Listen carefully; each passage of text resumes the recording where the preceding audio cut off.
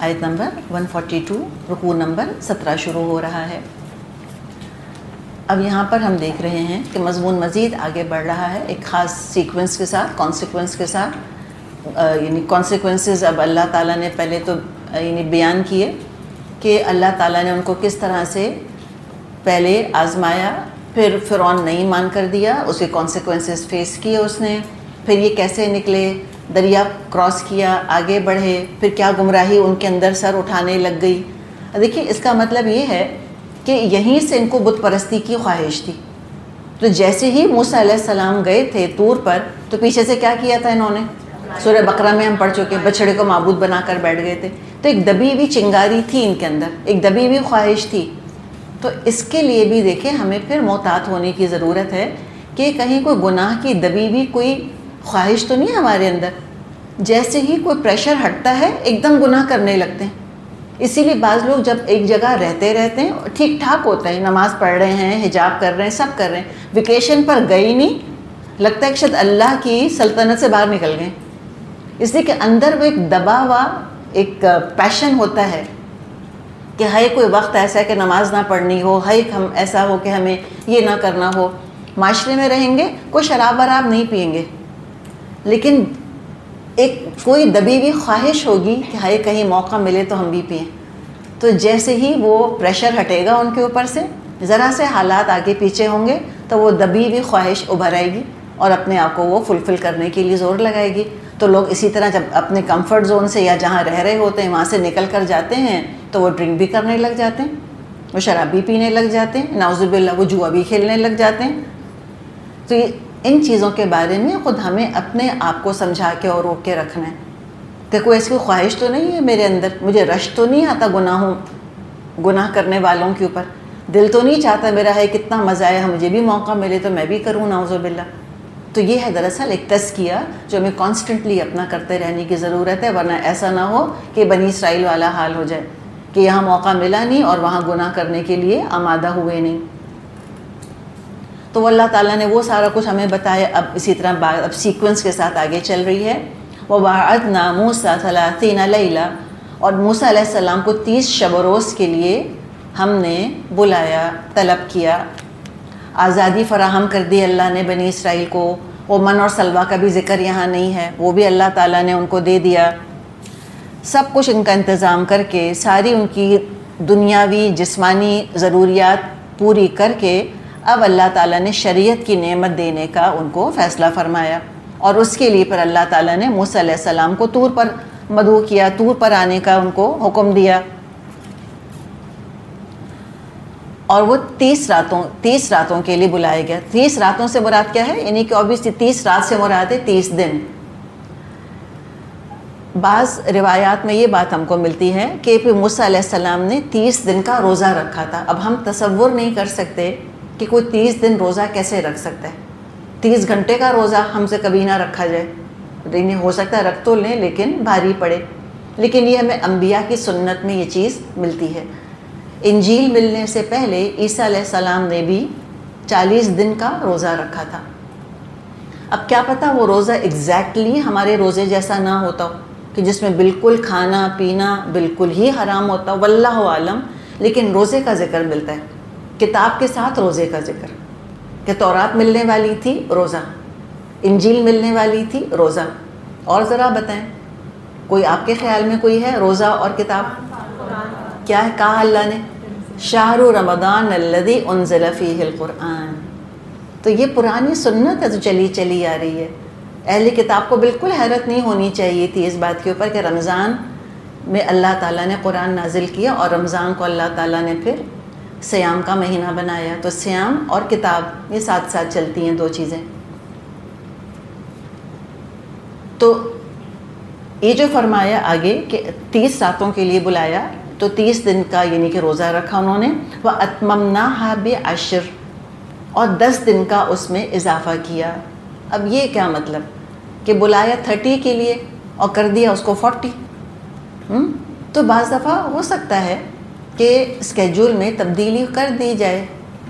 آپ سے وعدہ کیا تھا کہ 21 تک آپ کو فارغ کر دیں گے، اب کیا کہہ رہے ہیں ہم تو ایکسٹینڈ کر رہے ہیں۔ اوبویسلی تو بعض دفعہ کچھ حالات ایسے ہوتے ہیں یا کوئی اور تربیت مقصد ہوتی ہے، یا ٹھیک ہے ایک انسان کے اندر ایک لچک اور فلیکسیبلٹی بھی ہونی چاہیے کہ ہم تاریخوں سے بالکل بندھ کے ہی نہ رہ جائیں کہ نہیں بس یہ تھا، یہ ڈیڈ لائن تھی، اب یہی ہونی ضروری ہے. اللہ نے کہا 30 ڈیز، اس کے بعد 10 کا اللہ نے اضافہ کر دیا اس کے اندر. تو موسیٰ علیہ السلام قوم سے کیا کہہ کر آئے تھے؟ کتنے دن کو جا رہا ہوں؟ 30 ڈیز کے لیے. پھر کیا ہوا؟ نہیں پہنچے 30 ڈیز کے بعد.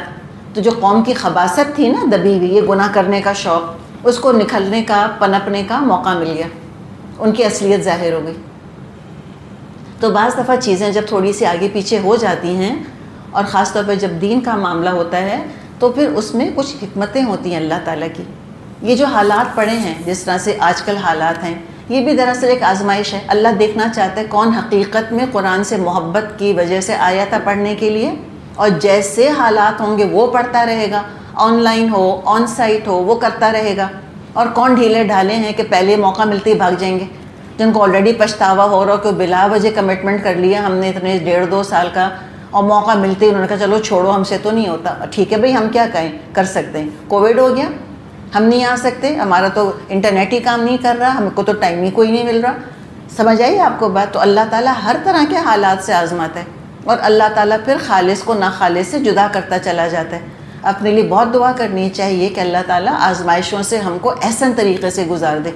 ایسا نہ ہو کہ پہلے ہی ایک چھیٹا پڑنے پر سارا اللہ کی محبت کا رنگ اتر کے رہ جائے، اور سوچیں چلو چھوڑو کون کرے، گھر بیٹھ کے بھی تو ہو ہی رہا ہے آخر. حالانکہ اچھی طرح ہم سمجھتے ہیں کہ جس کو جو آ سکتا ہے اس کو آنا چاہیے، یہاں پر ضرور آنا چاہیے. اگر SOPs فالو ہو رہے ہیں اور کوئی خطرہ اگر نہیں ہے تو وائی ناٹ، کیوں نہیں آئے.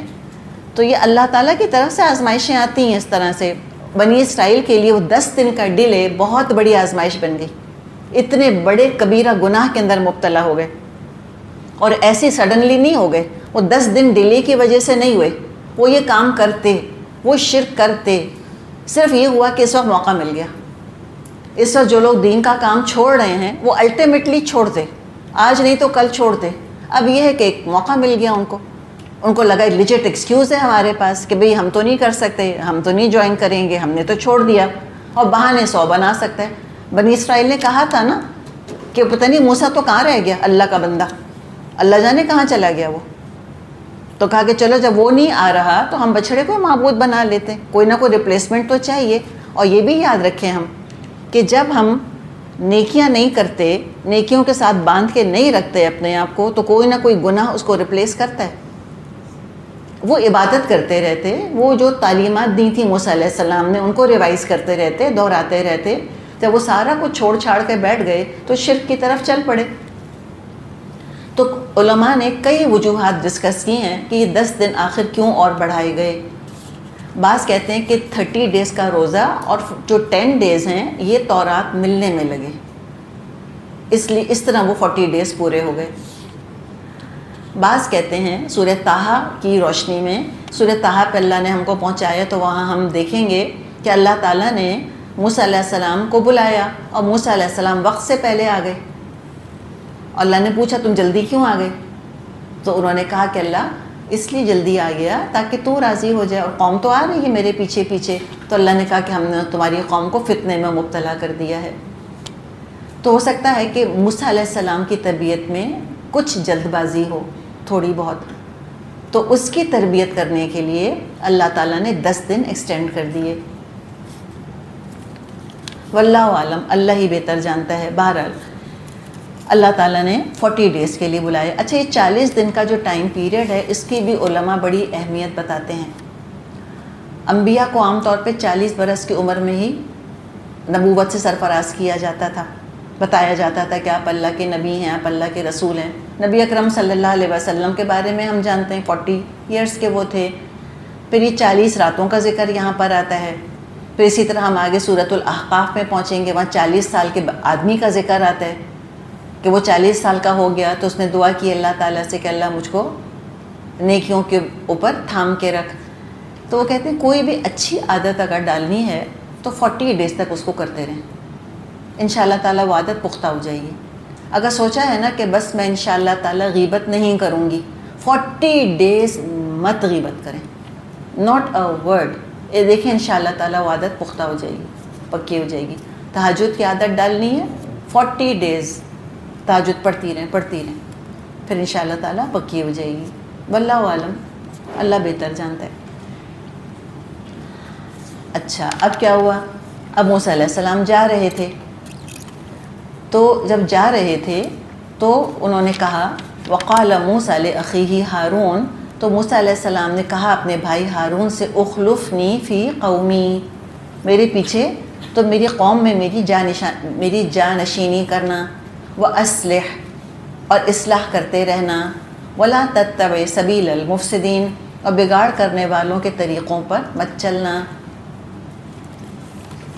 تو اس سے ہمیں پھر دین کا اور دین والوں کا اور دین کا کام کرنے والوں کا مزاج پتہ چل رہا ہے کہ بڑے آرگنائزڈ ہوتے ہیں، سسٹمیٹک ہوتے ہیں۔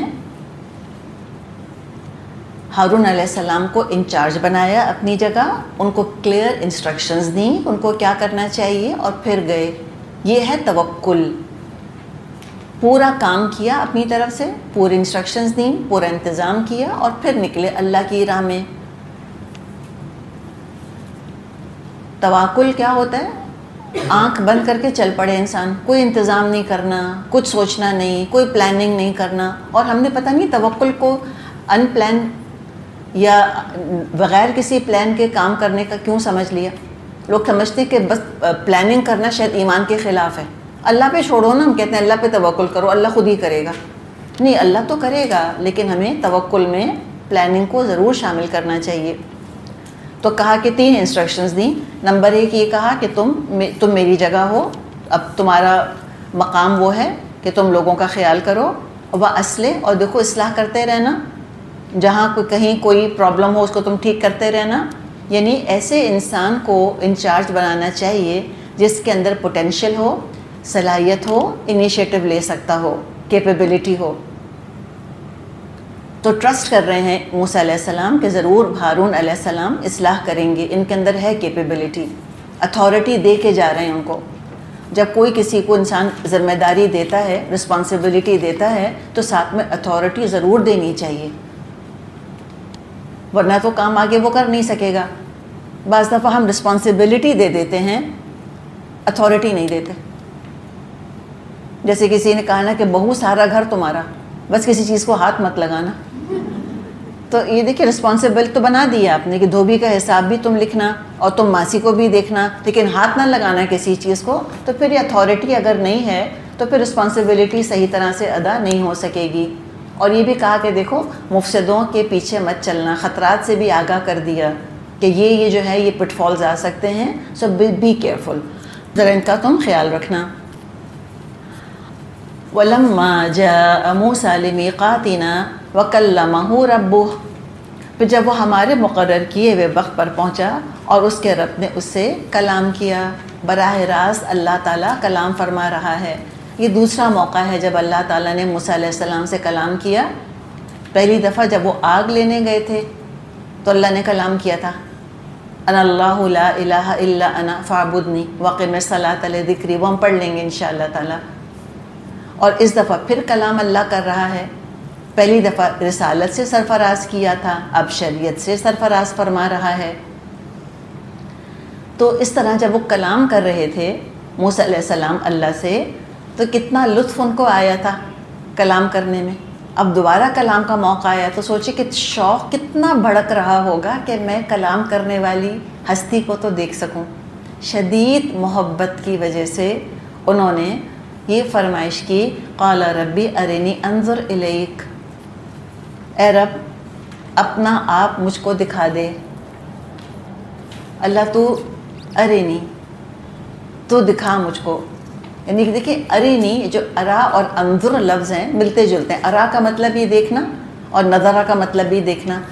ارا یہ ذہن یا دل سے بھی دیکھ سکتا ہے انسان۔ ارأیت الذی ہم پڑھتے ہیں نا، ارأیت الذی قرآن اس طرح ذکر کرتا ہے، الم تری کیف فعل ربک باصحاب الفیل، کیا دیکھا نہیں آپ نے اللہ نے کیا معاملہ کیا اصحاب الفیل کے ساتھ۔ تو یہ جو ارا لفظ آتا ہے وہ تاریخ کے آئینے میں بھی کوئی چیز انسان دیکھ رہا ہو تو بھی ارا کا لفظ استعمال ہو سکتا ہے، یا دماغ سے سوچ رہا ہو یا دل سے سوچ رہا ہو، تو بھی ارا کا لفظ آ سکتا ہے۔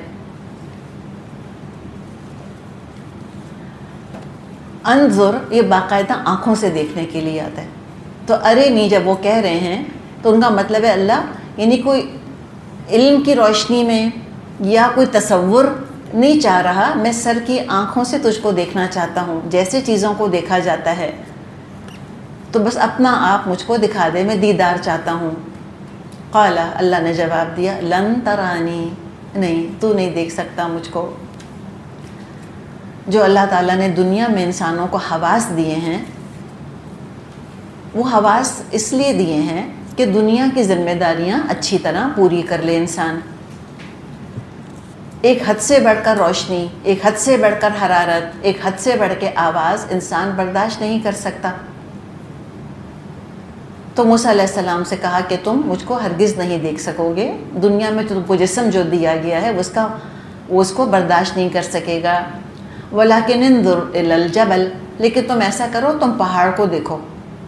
فَإِنِ اسْتَقَرَّ مَكَانَهُ، اگر وہ اپنی جگہ جمع رہ گیا، فَسَوْفَ تَرَانِي، تو عنقریب تو مجھ کو دیکھ پائے گا، یعنی تیرے اندر کیپیبلٹی ہوگی مجھ کو دیکھنے کی۔ اللہ کو تو پتہ تھا نا نہیں دیکھ سکتے، لیکن سمجھانا بھی تھا، موسیٰ علیہ السلام کو سمجھانا بھی تھا ڈیمونسٹریٹ کر کے۔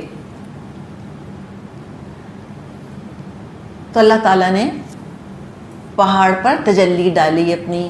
فَلَمَّا تَجَلَّى رَبُّهُ لِلْجَبَلِ جَعَلَهُ دَكًّا وَخَرَّ مُوسَىٰ صَعِقًا فَلَمَّا أَفَاقَ قَالَ سُبْحَانَكَ تُبْتُ إِلَيْكَ وَأَنَا أَوَّلُ الْمُؤْمِنِينَ۔ ہاں ذرا سامنے کے پہاڑ کی طرف دیکھ، اگر وہ اپنی جگہ پر قائم رہ جائے تو البتہ تو مجھ کو دیکھ سکے گا۔ چنانچہ اس کے رب نے جب پہاڑ پر تجلی کی، اس کو ریزہ ریزہ کر دیا اور موسیٰ غش کھا کر گر پڑے۔ جب ہوش آیا تو بولے پاک ہے تیری ذات، میں تیرے حضور توبہ کرتا ہوں اور سب سے پہلا ایمان لانے والا ہوں۔ انس رضی اللہ عنہ سے روایت ہے، نبی اکرم صلی اللہ علیہ وسلم نے سمجھانے کے لیے اپنا انگوٹھا انگلی کے پور پر رکھا۔ انگوٹھا کہاں رکھا؟ انگلی کے بالکل ایج کے اوپر، اور اس یوں کر کے بتایا کہ اللہ نے بس اتنی سی تجلی اپنی پہاڑ پر ڈالی تھی کہ پہاڑ دھنس گیا اور پہاڑ ایک طرح سے گر پڑا۔ جعلہ دکا، دکن دکا کر دیا، چپٹا کر دیا پہاڑ کو۔ اور پہاڑ ظاہر مخلوقات میں بہت اسٹرینتھ کی علامت ہے، جب پہاڑ برداشت نہیں کر سکا تو موسیٰ علیہ السلام کیسے برداشت کر سکتے؟ تو اللہ نے پہاڑ پر تجلی ڈال کر سمجھا دیا کہ دیکھو موسیٰ، تمہاری اس خواہش میں تمہاری ہلاکت ہے، ناراضگی کی وجہ سے تمہاری فرمائش رد نہیں کی جا رہی، تمہارے بھلے کی وجہ سے تمہاری فرمائش پوری نہیں کر رہا اللہ تعالیٰ۔ تو دنیا میں رہتے ہوئے اللہ کی صفات کے ذریعے سے اللہ تعالیٰ کو ہم پہچان سکتے ہیں۔ اللہ کا مشاہدہ کرنا انبیاء تک کے لیے ممکن نہیں، اس دنیا میں رہتے ہوئے انبیاء اور رسول اللہ کو نہیں دیکھ سکتے۔ تو کہاں کوئی جوگی یا کوئی صوفی یہ دعویٰ کرے کہ میں نے اللہ کو دیکھ لیا؟ یہ کیسے دیکھ لیا انہوں نے؟ ناممکن ہے۔ اور یہ اللہ کو دنیا میں دیکھنا نہ یہ کوئی دین کا کمال ہے، اگر یہ کمال ہوتا تو اللہ تعالیٰ اپنے رسولوں کو ضرور نوازتا اس سے، اور نہ ہی دین کی ضرورت ہے، اور نہ اللہ تعالیٰ ہمیں بھی اپنا دیدار کروا دیتا دنیا میں، کیا مشکل تھا اللہ کے لیے۔ تو کوئی اللہ تعالیٰ کو نہیں دیکھ سکتا، اور اس طرح کی کوششوں میں چلے کاٹنا، وقت ضائع کرنا، بلا وجہ کے دعوے کرنا، یہ سب جھوٹ ہے۔ جس نے کہا میں نے اللہ کو دیکھا وہ جھوٹ بولتا ہے۔ حتیٰ کہ معراج کے موقع پر بھی آپ صلی اللہ علیہ وسلم سے پوچھا گیا کہ کیا آپ نے اللہ کو دیکھا؟ آپ نے فرمایا اللہ تو نور ہے، کیسے دیکھ سکتا ہوں میں اللہ کو؟ این ارا، کیسے دیکھتا میں اللہ کو؟ وہ تو قیامت کا دن آئے گا جب مومن اللہ کا دیدار کریں گے۔ الی ربہا ناظرہ، اپنے رب کو دیکھتے ہوں گے انشاءاللہ۔ اللہ تعالیٰ مجھ کو اور آپ کو ان میں شامل کرے۔ تو یہاں پہاڑ کے بارے میں بتایا کہ وہ تو بالکل انسنریٹ ہو گیا۔ تو سبق ہم کو یہ بھی ملا کہ بعض دفعہ اپنی خواہش جو ہے وہ بھی انسان کے لیے آزمائش بن جاتی ہے، اور اللہ مومنوں پر اتنا کرم کرتا ہے کہ اللہ مومن کی ہر دعا نہیں سنتا، اور ہم بعض دفعہ دعا قبول نہ ہونے کی وجہ سے اللہ سے بدگمان ہو جاتے ہیں کہ میں نے اللہ سے یہ دعا کی تھی نا، اللہ نے کیوں نہیں سنی؟ موسیٰ علیہ السلام اللہ کے دین کا کام کر رہے ہیں، اللہ کے رسول ہیں، دین کے راستے میں نکلے ہوئے ہیں، اتنا اونچا پہاڑ چڑھ کر پہنچے ہیں، ایک دعا کر رہے ہیں، اللہ نے نہیں قبول کری دعا ان کی. کیوں؟ اس لیے کہ موسیٰ علیہ السلام کا نقصان تھا اس کے اندر. اتنا اللہ مہربان ہوتا ہے مومن کے اوپر. اور کافر کی بعض دفعہ اللہ تعالیٰ بہت سی دعائیں سن لیتا ہے، اس میں اللہ تعالیٰ ڈفرینشیٹ نہیں کرتا کہ اس میں کیا فائدہ کیا نقصان. بعض دفعہ اپنی دعا مانگ کر اپنا نقصان کرتا ہے، ابلیس کی طرح. اس نے کہا تھا نا انظرنی الی یوم یبعثون، مہلت دے مجھ کو قیامت کے دن تک جب تک دوبارہ اٹھائے جائیں گے. اپنے پیر پہ کلہاڑی ماری، گناہ کرنے کی اتنی لمبی مہلت مانگ لی اس نے. اللہ نے دعا قبول کر لی اس کی کہ جا ٹھیک ہے تجھ کو مہلت ہے. تو کبھی اپنی دعاؤں کے قبول نہ ہونے پہ اللہ سے بدگمان نہیں ہونا چاہیے، نیور. ہمیشہ اللہ کے ساتھ بہترین گمان رکھنا چاہیے، جیسے کہ موسیٰ علیہ السلام نے کیا. جیسے ہی ہوش میں آئے فوراً اللہ کی حمد، اللہ کی تعریف، اور ایمان بڑھ گیا ان کا، اور کہنے لگے میں تو اولین مومن ہوں.